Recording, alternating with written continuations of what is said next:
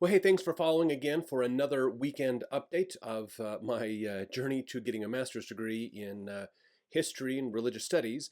This week, this is our first week back to school since spring break. So, yay, had to go back to school again, um, which isn't bad. It's just the time it takes to go to school. I enjoy my classes. I actually really enjoy my classmates. I've made good friends in my classes. It's been fun to get to know more people. It's just the time to go to sit through class to do things, which the travel back and forth. I only have one class each day, so I got to go to school for one class each day, basically, and then go home, or so I can go to work and do studies and other stuff. But anyways, this week I went back to school, and in my interfaith class, I want to start with that one. This has been fun. Less readings that we're getting, but we're getting more hands-on. So oftentimes, if you notice, there is a bit of a trend in, and I've realized this too when I go to school, is the second half of a semester is a little different. That's where you tend to get into your bigger, heavier stuff. So we're transitioning into these bigger things. So in the interfaith class, it's hands-on mediation. We did a mock mediation this week. So we met the first day. We got teamed up with somebody, and we were given a scenario that we had to interview two people that were in this. So the scenario was two roommates. One's a Christian, one's a Jew.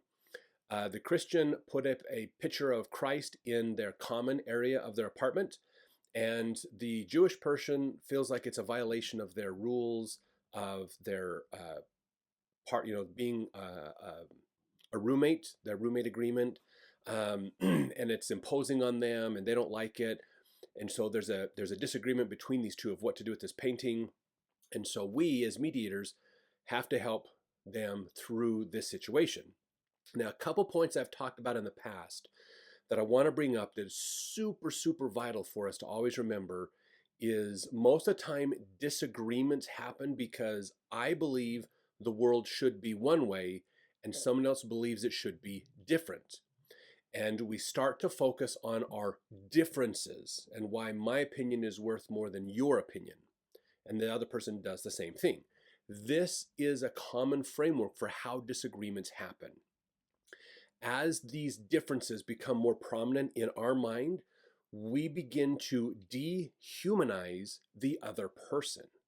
So we can say, I am Christian, you are a Jew, you're not human, you are bad, you are evil. Or the Jew could say, I'm a Jew, I have an ancient religion, my family has been around for a long time, you aren't a good person. Christians are just loudmouths, Christians are terrible people, or whatever. We begin to move these disagreements away from the issue and onto the person. And then we dehumanize the person. The further this goes, the harder it is to mediate and deal with these situations. The goal of mediation is to help these two people humanize each other. If you can help them understand that the other person has a very valid point and that the other person's opinion is just as valid as theirs are, and that they're human and they make mistakes and they have hopes and wants and dreams and fears too, then they will start to work naturally to find a solution. This is vitally important for work, okay? And what this means really is you can do mediation in simple ways. Humanize things, ask people questions, help them to understand each other, find common ground with each other. It's humanizing. When they humanize, they start to naturally want to go towards a resolution that works for both of them. So there's give and take on both sides. That is a great mediation. A great mediation is one where the two people do that main part of the work and the mediator doesn't come to the conclusion for them. So that's how successful mediations work, basically. So you as a mediator, there's no credit or gratification for you, self-gratification in it. You're just happy it got resolved and taken care of. They will come to those conclusions. Your job is to help facilitate the conversation to get them to the point where they will come up with a conclusion. So humanizing people is important. And I bring this up for a second important reason, not just because mediation is an important thing. I want to bring up this in a general sense of the word, okay? Making sure we humanize people is vitally important in our life, okay? Do not see other people as non-people. The world wants us to believe that our stuff is more important than people. And this is a huge, huge problem. Okay, people should be more important than our stuff. We should be willing to sacrifice our stuff to help people improve their life. That's the point of the gospel. There is no, the Jesus never said, "Hey, blessed are the people who make good deals." Nope, he said, "Blessed are those who give to help others." Basically, that's the essence of the Sermon on the Mount is serving others, helping others out. And I bring this up for another important reason. I attended a meeting this week that I wanted to mention just briefly here. I do a lot of emergency responder training outside of work and school. It's kind of a hobby slash, I guess, just big hobby that I have is learning how to be better prepared and teaching how to be better prepared. I attended a class from a local SWAT team that talked about their response to active shooter situations. One thing that they emphasized more than anything else is how to prevent an active shooter situation. The best way to prevent an active shooter situation is actually not with bulletproof glass. It's not with instant locking doors or fancy handles on doors or alarm systems. Okay, it's not even a good guy with a gun. The best way to prevent an active shooter situation is something that they learned by understanding active shooters. They have realized that active shooters overwhelmingly are a byproduct of the society they are raised in. And what that means is society creates active shooters.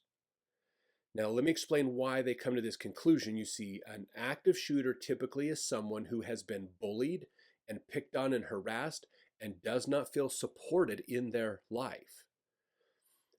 That is the start of it.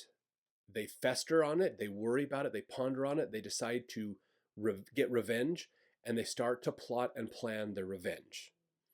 Then if they don't get help, if they don't find support, if they don't get services that help them to realize that they're okay, they can be okay, things are better, you are okay, let's be nicer and happier. If they don't get that help and it just keeps festering and festering, they will turn into an active shooter several years down the road.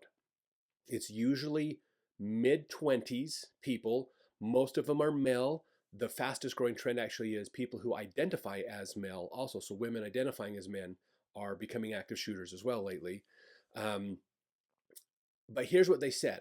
The single best way to prevent an active shooter is to teach people how to be nice to others. Single best thing. And then if there are people who are jerks, then we need to have services to help those who are bullied to overcome the trauma of being bullied. If we did that, the odds of an active shooter in our community will dramatically decrease. So when I talk about this concept that we learn in mediation about humanizing the other person, we need to be humanizing each other every day. We need to be focusing on helping each other out every single day. This is vital. This is what's going to help us prevent lots of problems in our society and community. So please, please, please humanize other people. Look at other people as just as important and valid as you. This will help us prevent so many problems, disagreements, and active shooter situations, which is really important. Let's be nicer and happier and kinder in our communities and encourage that more. That is going to solve a huge amount of problems quickly in our community. So just always remember that. Now, in my senior seminar class, we talked a lot about Isaac this week. Isaac is the son of Abraham, not the only son. Technically, he's actually the second son of Abraham.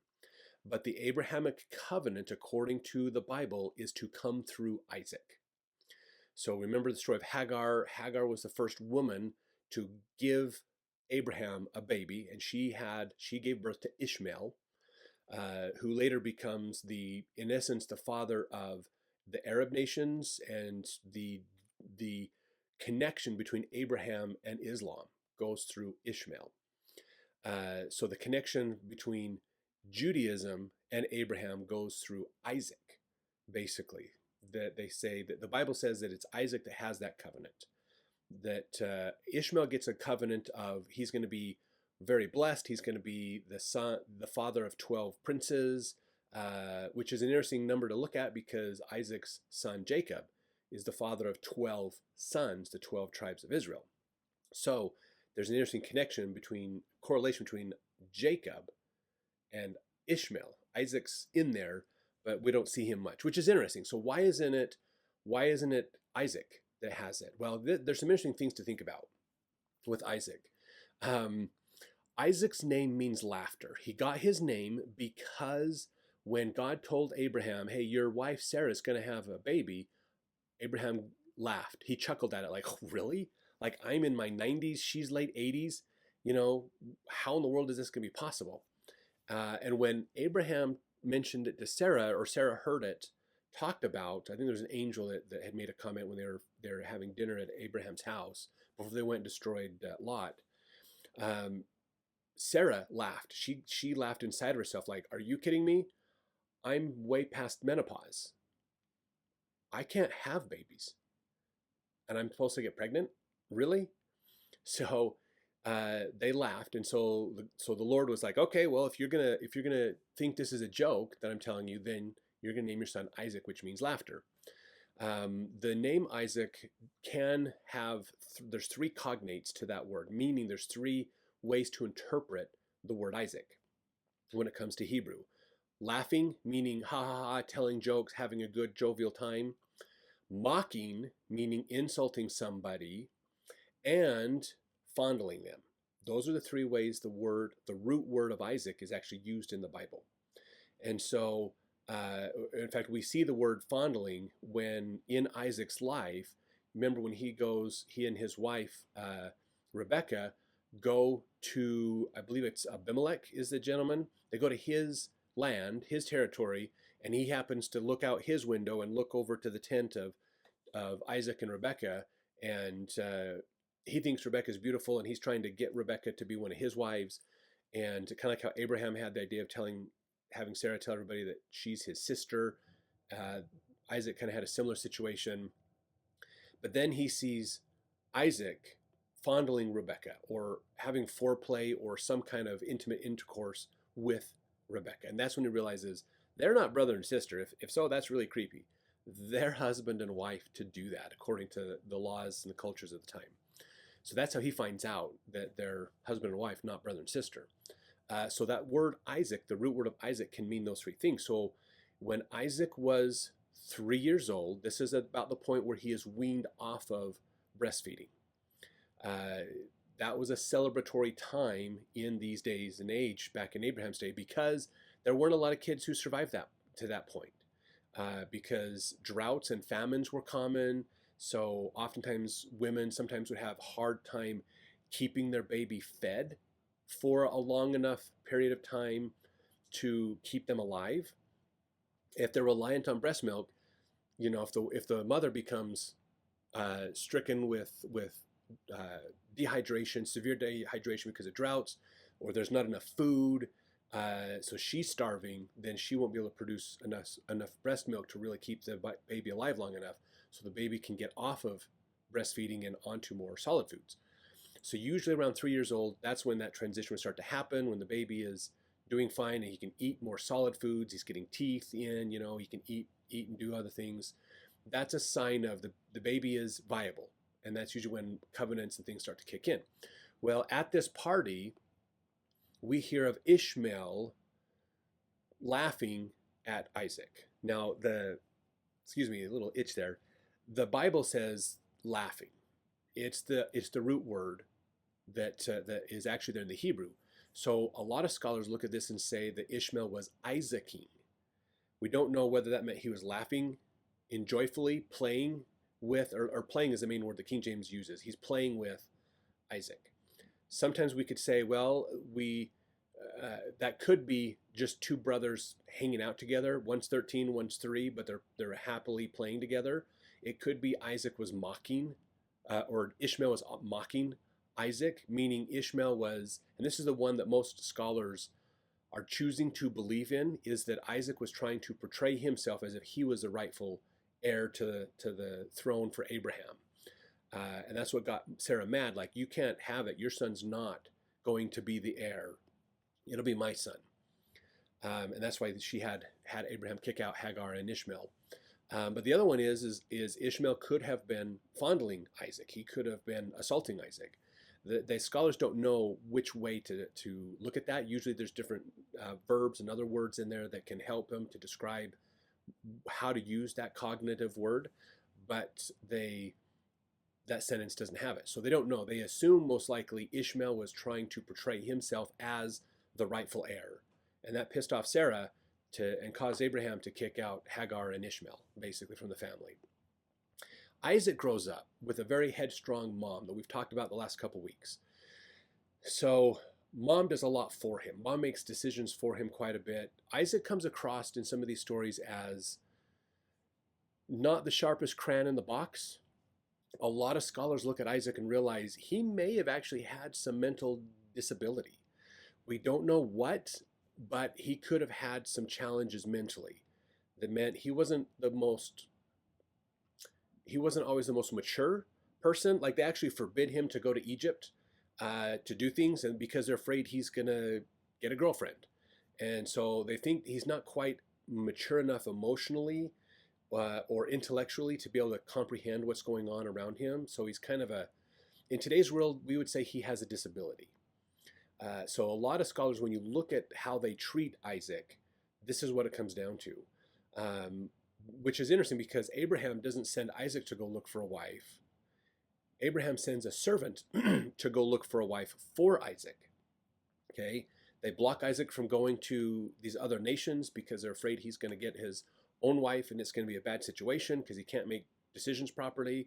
So a servant goes back to Abraham's hometown to find someone who's a relative, and they go back and they find Rebecca and go through that process of learning about Rebecca. She's a pretty amazing woman, pretty headstrong woman herself, actually. So we oftentimes, it's interesting that we oftentimes marry someone who reminds us of that parent. Men marry women that remind them of their mom. Women marry men that remind them of their dad. It's kind of a weird idea, but I think there's some loose fit ways that works. There's traits that people see in each other's parents that they find in their spouse. So what does Isaac get? Headstrong wife that matches his headstrong mother. His mom's dead at this point. She never meets Rebecca.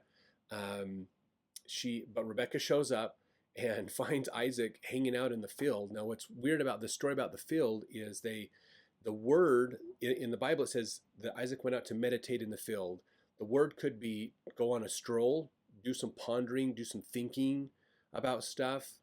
There's an Arabic word that is related to it that means going to the bathroom. So it could have been Isaac was out using the bathroom in the field when all of a sudden these camels come up with his future bride on them. So the first thing his bride sees, if this is true, is him pooping in the field, basically. And that's a little embarrassing, but then she kind of falls off her camel, and then they end up getting married. But it's fascinating because when you look at their relationship, Rachel controls the household. Like, Rachel is making the decisions in that household, which tells you if a woman is making the decisions in the household, the man has some incompetence. He's not able to make those decisions because culture would be the man always makes the decision. It's his decision over everybody else's.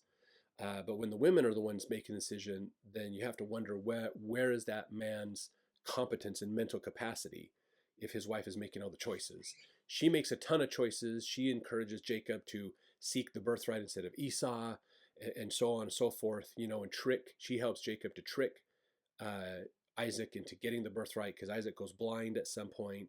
And so Isaac is an interesting guy. And so maybe that's why we hear his name, Abraham, Isaac, and Jacob, because he is in the lineage line.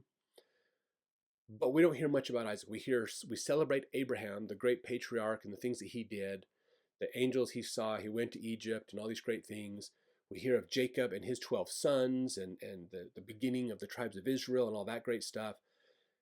But Isaac's in the middle, and we don't hear much about him. And a lot of scholars think that's because he had some mental disabilities, and he was not the most mentally competent person. But he technically is where the lineage comes through, so he's a part of that line. Otherwise, if he wasn't a part of that line, we probably wouldn't hear much about him in the scriptures today, because he doesn't play a prominent role. The similar blessings that Jacob got correlate a lot with what Ishmael got, which is Jacob's half uncle, if you will. Um, so it's just interesting how, when you really get into these stories, how you start to really flesh out the humanness of these people and start to understand more about the situations they were in. And it really helps you to think through, why did it happen the way it did? And it's fascinating. I love getting the textual analysis. This is really a fun thing. I'm hoping, I know we're just doing Genesis for this class, but I'm hoping to keep finding books where I can do more textual analysis on the other books of the Bible, to just keep studying and digging into this, because it's just fascinating to see what's there. So the last class that we had was my History 3000 class, my historical research class. That class, now that we're out of spring break, is transitioning into a research project. So this week we looked at developing a thesis statement. When you have a research project that you're working on, an important part of that is to come up with a question or something that you want to prove, like an argument you want to make about something in history. And so we have been given 3 major topics to study and a bunch of primary and secondary resources to study them. I chose understanding the U.S. economy during World War I. There's a lot of changes to the U.S. economy during World War I. Consumerism changed quite a bit during that war. So that's what I've decided to study. And so I looked at a bunch of sources. I did a bunch of research at a library, looked at other papers that people have written about that time. And there's a lot of change. Actually, I was really surprised. I hadn't thought about some of the other trends and ideas from World War I and how some of those things changed. So let me give you a couple of things that I discovered, okay? It's interesting because the United States Postal Service began to do packages during World War I. So it was the U.S. Parcel Service at the time. And I mean, the post office, the idea of like the Pony Express and the post office have been around for a long time, but they carried letters. They didn't carry packages. If you wanted to deliver goods to somebody, you had to take it to them. During the war, they started to do packages. They started every year they kept upping the weight limits that you could transfer through the postal service. So in a way, this is the beginning of like UPS, the postal service, the parcel services, I should say, in America began to really emerge during World War I. A couple of labor problems that happened during World War I is, of course, lots of men going to war, which meant women had to be more employed in the workforce at home to keep up with manufacturing and supplies and things. Also with that too, then consumerism tastes changed, because most men were focused on war. There wasn't as many men to buy stuff. And so women were buying stuff and doing more. So shops started to cater more to women who had jobs, who were making money, who didn't have a husband to make decisions through. So they made their own decisions. Thus, women were becoming a more important demographic for companies to market to. So that was shifting, and that was already shifting on its way in. And even in the 1920s, after the war, that changed a lot. Incidentally, I found a paper that talked about how pornography changed. Interesting, pornography wasn't as major issue. It was still there, but it wasn't as prevalent. But in Europe, they had the idea of the magazines with women in it, drawings of women and things like that. And when a lot of the American soldiers went over to Europe, they got these magazines, and then when they came home, the industry of doing those kinds of magazines in America started to really take off. So it's interesting that the exploitation of women, in a way, took off in America after World War I, but also women's magazines like Home and Garden and Women's Fashions, those magazines started to take off too. It was during World War I that the window shopping concept started to emerge. People started to, the industry shifted to, it used to be, You made your goods. You were a merchant, you grew food, you built products, then you took them to a store and they would sell those products. Like there was someone that would kind of help broker some of these deals to help you distribute your products, but mainly it was you selling your product. Well, the brokers got in the middle and realized that there's a lot to be made here. So brokers started to become the middle person, which is where department stores came from. So these companies would build big buildings and lots of merchants could sell their stuff to these department stores, and the department stores would sell them through their stores. So this is where this idea of mercantilism started to really take off, as far as like the department stores being this one-stop shop for everything. So the idea of a merchant selling directly with the public started to go away. Merchants sold to middlemen who then sold in to these retail locations. The middlemen would buy up stuff and then they would host it in these department stores and then sell it. And then the department stores got more specialized. Some were just groceries, which is kind of beginning of grocery stores. Some became clothing. Some did other wares and other things as well.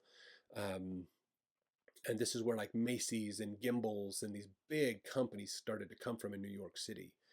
And that was more after the war, because they had such an economic boom after the war in America that people just had so much money, it went crazy. But window shopping started to become a thing. They started putting these big, huge windows up in these department stores so you could see, they could feature what was inside. And then these became a massive marketing thing that you could do. So stores that sold toys would do these huge displays, and they would turn into these big, like traditional holiday festival things that have this big party, like a big unveiling. They would open up these curtains and you'd see all these model trains, all this stuff. If you remember the movie, oh man, I about said Toy Story. It wasn't Toy Story. It was A Christmas Story with Ralphie. Remember they all go down. Everybody just can't wait to go down and see the big windows in the department store and all the toys. That started in World War I.